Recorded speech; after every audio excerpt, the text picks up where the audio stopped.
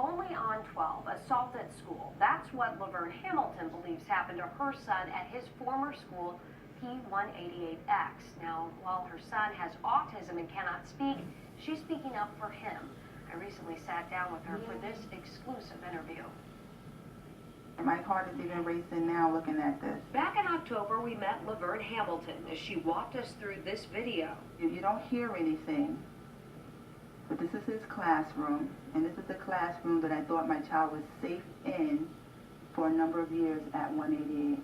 Laverne tells me her son is the one sitting down in the right-hand corner of the screen, and she says the man is a staff member at P188X. Her 20-year-old son has autism and is nonverbal. I call him my silent comedian, you know. He makes me laugh even though he has no words. While it's hard to make out exactly what is happening in the video, whether the staff member is striking the desk or the student, Laverne tells me she sees assault. This person came, as you see from this video, he came charging at my child. Charging with a weapon in his hand that he created to assault my child. Laverne never noticed any physical injuries on her son. She only learned about this last May when another parent reached out to her. You hear stories, but then to be the one, you know, that it affects, it really puts a different spin on a lot of things. It's not clear who was behind the camera, but when Hamilton saw it, she took action. She went to school officials, tasked the superintendent's office to move her son to a new school, which he was. She also tells me she reached out to police. Overall, she feels like nothing was done. There was no blood.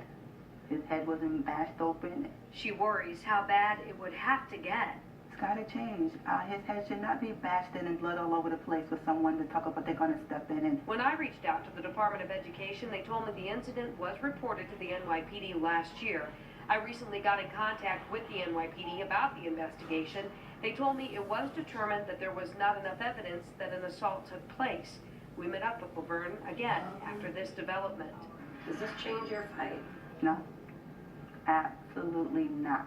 She's now teamed up with the New York lawyers for the public interest. She told us from the very beginning she wanted to make sure that what happened to her son didn't happen to anybody else's child. Roberta Mueller and Paula Martinez-Boone work with parents on how to report alleged verbal or physical abuse by DOE staff. What we want to accomplish is systematic changes. They're pushing for changes in how data is reported and what kind of rights parents have to access information. A group of parents and guardians at the school also support Laverne. They've sent a letter to school's chancellor, Carmen Farina, voicing their concerns about the video and the staff member wanting him removed. While the whole ordeal has been troubling for Laverne, she's thankful for all the great teachers that have been in her son's life. They're not all bad, but how do we let them shine and get rid of the bad apples that are there?